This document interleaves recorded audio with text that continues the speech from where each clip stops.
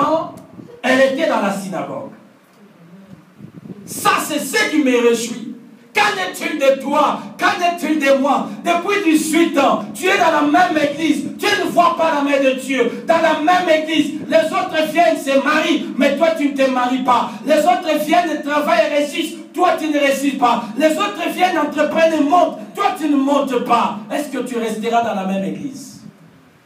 Aujourd'hui, l'onction d'un homme de Dieu est mesurée par rapport au miracle. Je peux vous dire, même les démons font des miracles. Même les sorciers font des miracles. Cette femme était dans une synagogue. Et là, le Seigneur est venu la trouver là. Je viens dire à quelqu'un, toi, tu ne t'es jamais trompé d'adresse. Tu ne t'es jamais trompé d'adresse. Et quand ici, Dieu te verra, Dieu te trouvera, Dieu fera quelque chose. La situation qui a tiré, le Seigneur te redressera. Ce qui t'a trouvé, Dieu te redressera. Je prêche un Dieu qui honore l'espoir, l'espérance et la confiance de ceux qui tournent les regards vers lui. La femme était là depuis 18 ans. Elle n'a pas abandonné le Seigneur. Depuis 18 ans, durant 18 ans, elle s'est accrochée au Seigneur. Durant 18 ans, elle n'a pas abandonné l'église. Durant 18 ans, elle n'a pas abandonné le ministère. Durant 18 ans, les gens lui disaient, mais tu pars dans cette église, nous ne voyons pas un changement. Depuis que tu es dans cette église, montre-nous ce que ton Dieu a fait. Ton Dieu n'a pas donné d'enfant. Ton Dieu n'a pas donné de mariage. Ton Dieu n'a pas donné ceci. Ton Dieu n'a pas donné ça. La femme disait, qu'il me donne ou pas, il est mon Dieu. Qu'il me donne ou pas, je m'attacherai à lui. Qu'il me donne ou pas, il reste mon Dieu. Il n'est pas Dieu parce qu'il me bénit. Il est Dieu depuis le commencement. Je n'ai pas des ordres à lui donner, mais une seule chose que je sais, mon Rédempteur s'élèvera. Il s'élèvera un jour. Cette femme avait l'espérance qu'un jour, la situation qui était courbée se redressera. Amen. Je vais dire à quelqu'un, Dieu est de ton côté. Dis, Dieu est de mon côté. Si Dieu est pour toi, qui sera contre toi? Depuis 18 ans, elle était dans cette position. Mais ce qui va me réjouir, Jésus va faire trois choses. Trois choses. Jésus va faire trois choses quand elle entre dans la synagogue. Vous allez voir, Jésus enseignait tout le monde. Comme je suis là, Jésus est en train d'enseigner tout le monde. Mais dans ce que je dis, chacun est en train de recevoir un rhéma de la part de Dieu. Je viens dire à quelqu'un, les paroles que je libérerai ici sont esprit et vie. Je suis chargé, je suis enceinte. Je suis enceinte. Il y a des paroles de victoire qui seront libérées.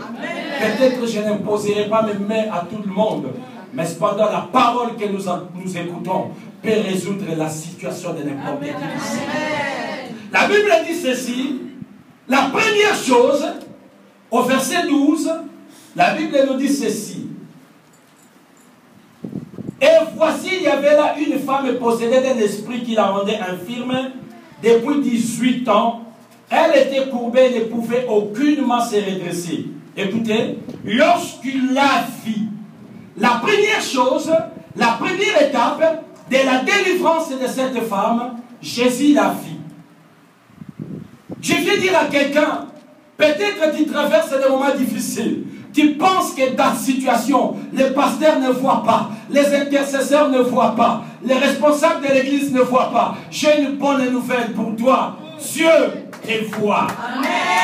Bien-aimé dans le Seigneur, le Dieu que nous servons, c'est un Dieu qui voit même ce que les sorciers ont fait cette nuit contre toi. Amen. Je viens dire, bien-aimé dans le Seigneur, tout ce qui se fait dans le monde des ténèbres contre ta destinée, Dieu voit. Amen. Nous servons celui qui a fait l'œil. Lui-même a dit, celui qui a fait l'œil, ne voit-il pas? Celui qui a fait l'oreille, n'entend-il pas? Cette femme était courbée depuis 18 ans, mais un jour, étant dans la présence du Seigneur, Jésus la vit. Je viens dire à quelqu'un, le regard de Dieu est sur ce lieu. Le regard de Dieu est sur ton combat. Le regard de Dieu est sur ton problème. Le regard de Dieu est sur ton mariage. Le regard de Dieu est sur tes études. Le regard de Dieu est sur toi. Mais Maintenant que Dieu te voit, sache que la délivrance est là. Maintenant que Dieu te voit, sache que le succès est là. Maintenant que Dieu te voit, sache que la situation se redressera. Maintenant que Dieu te voit, bien aimé dans le Seigneur, il y a des moments où Dieu garde le silence. Amen. Mais il y a des moments où il sort de son silence. Alléluia. Oh, j'ai une bonne nouvelle. Amen. Dans notre famille, les gens commencent mal mais finissent bien. Amen. J'ai une tante qui s'appelle Léa. Oui, elle fait partie de ma famille. La tante Léa avait aussi une autre sœur qui est aussi ma tante qui s'appelle Rachel. Et Rachel était belle. La tante Rachel était belle, mais la tante Léa n'était pas belle. Elle avait des yeux délicats. Vous savez, la beauté d'un homme et la beauté d'une femme passent aussi par les yeux. Et comme les yeux de tante Léa avaient un problème, Rachel est allée et sortie. Rachel, notre tante, a trouvé un mari. L'a amené à la maison. Mais je vais dire à quelqu'un, le Dieu qui voit, le Dieu qui sonde le cœur, qui voyait les yeux de la tante Léa qui était délicat, c'est un Dieu qui voit. Rachel a amené l'homme à la maison, mais le Père, le Dieu, pensait autre chose. Dans la journée, c'était Rachel, la tante Rachel. Elle est partie au salon, elle a été coiffée, elle a été maquillée, elle a mis la belle robe et on a célébré le mariage. Mais la nuit, que quelqu'un dise la nuit. Quelqu'un dise la nuit. Mais la nuit, le mariage a été donné à la tante Léa. Je viens dire à quelqu'un, toi, tu te marieras sans robe de mariage. On te mariera sans maquillage. On te mariera sans les ongles. On te mariera sans talons. Oh, je parle à quelqu'un. Ton mariage sera célébré avec une robe de nuit. Mon Dieu va te surprendre. Oh, si je parle à ma tante Léa, dis je reçois ma part. Mais Dieu a fait un miracle dans la vie de la tante Léa. Mais qu'est-ce qui se passe? Les deux seront dans le mariage. Mais Dieu fit que Léa, la tante Léa n'était pas aimée. Dieu l'a rendue féconde. La tante Léa a donné la première, le premier enfant, deuxième, troisième. Et le troisième aura le nom de Ruben. Ruben veut dire Dieu a vu mon humiliation. Bien aimé, je viens dire à quelqu'un dans notre famille, quand quelqu'un est dans l'humiliation, Dieu voit. Quand quelqu'un est humilié, Dieu voit.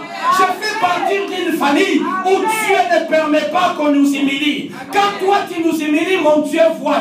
Il a donné, quand il a donné naissance à Ruben qui veut dire Dieu voit. Je viens dire à quelqu'un, il faut qu'on t'humilie pour que mon Dieu t'élève.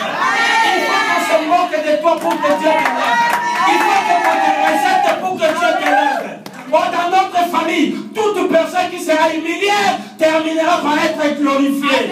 Toute personne qui sera en bas terminera par être en haut. Si je parle à quelqu'un, dis je saisis ma part. Dis je saisis ma part. Et là, la Bible dit que Léa a donné naissance à Ruben. Il a dit Dieu a vu mon humiliation. Bien aimé dans le Seigneur, cette femme était courbée, était dans l'humiliation. Mais quand Jésus est venu, Jésus a vu son humiliation. Jésus a vu son humiliation. Jésus a vu ce qui le courbait dans l'humiliation. Jésus a dit, je suis venu mettre un terme à l'humiliation. Tu as été longtemps humilié. Tu as été longtemps abaissé par les hommes et des circonstances, par des hommes et des situations. Mais Jésus lui-même est venu mettre un terme à l'humiliation. Léa était humiliée, mais lorsqu'elle a été visitée, elle-même a dit, Dieu a vu. Je viens dire, bien-aimé dans le Seigneur, toi qui es courbé, Dieu voit. Amen. Dieu voit. Je connais aussi notre oncle qui s'appelle Zachée. Notre oncle Zachée, lui, il avait des problèmes avec tout le monde. Moi, je fais partie d'une famille problématique. Mais cette famille, Dieu donne toujours des solutions. Amen. Notre oncle Zachée avait un problème avec des gens. De telle enseigne que personne pouvait faire confiance à notre frère, notre oncle. Il souffrait maintenant de l'injustice. Tout le monde parlait mal de lui. Vous savez, quand vous êtes dans un quartier, tout le monde parle mal de vous.